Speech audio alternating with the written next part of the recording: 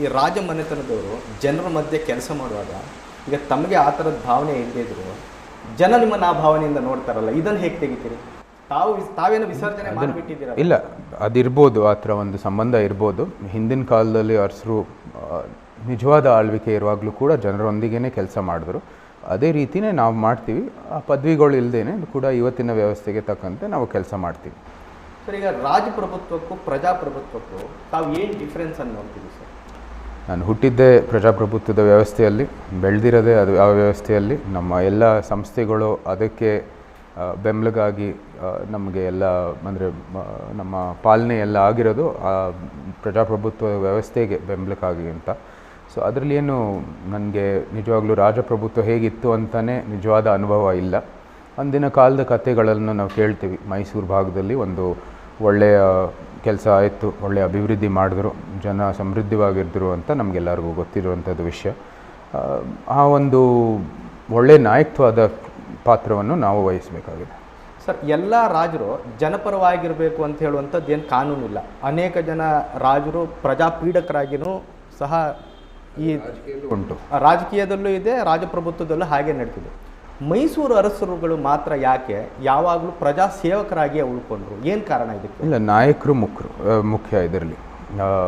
ಈಗಿನ ಕಾಲದಲ್ಲಿ ನೀವು ನೋಡ್ಬೋದು, ರಾಜಕೀಯದಲ್ಲೂ ಕೂಡ ಹಲವಾರು ರಾಜಕಾರಣಿಗಳಿರ್ಬೋದು, ಭಾಳ ತಪ್ಪುಗಳು ಮಾಡಿದ್ದಾರೆ. ಅದಂಥದ್ದು ಏನು ಅದು ಬೇಕಾದಷ್ಟು ಸಾಕ್ಷಿಗಳಿದ್ದಾವೆ, ಅಲ್ಲಿ ಏನು ಮೆನ್ಷನ್ ಮಾಡೋದು ಅವಶ್ಯಕತೆ ಇಲ್ಲ.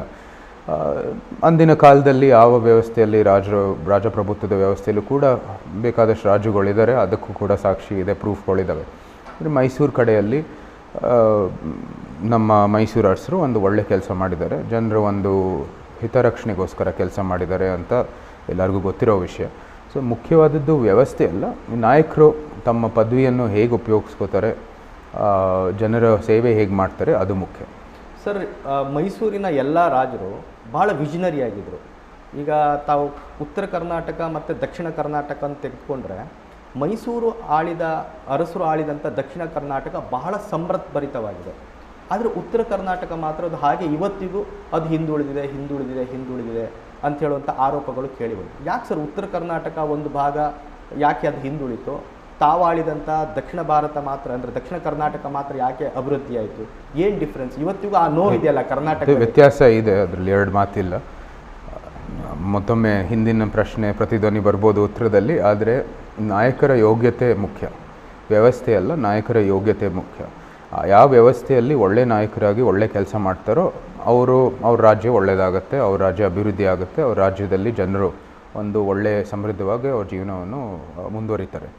ಯಾವ ಭಾಗದಲ್ಲಿ ನಾಯಕರು ತಮ್ಮದೇ ಆದ ಆಸ್ತಿಗೋಸ್ಕರ ಅಥವಾ ತಮ್ಮದೇ ಆದ ಕೆಲಸಕ್ಕೋಸ್ಕರ ಅಥವಾ ಜನರ ಹಿತರಕ್ಷಣೆಗೋಸ್ಕರ ಕೆಲಸ ಮಾಡದೇ ಇದ್ದರೆ ಅಲ್ಲಿ ಜಾಸ್ತಿ ಅಭಿವೃದ್ಧಿ ಆಗಿರೋಲ್ಲ. ಸೊ ವ್ಯವಸ್ಥೆಗಿಂತ ನಾಯಕರು ಮುಖ್ಯ. ನ್ಯೂಸ್ ಫಸ್ಟ್, ನಿರ್ಭೀತಿಯಿಂದ ನಿಮ್ಮ ಪರವಾಗಿ.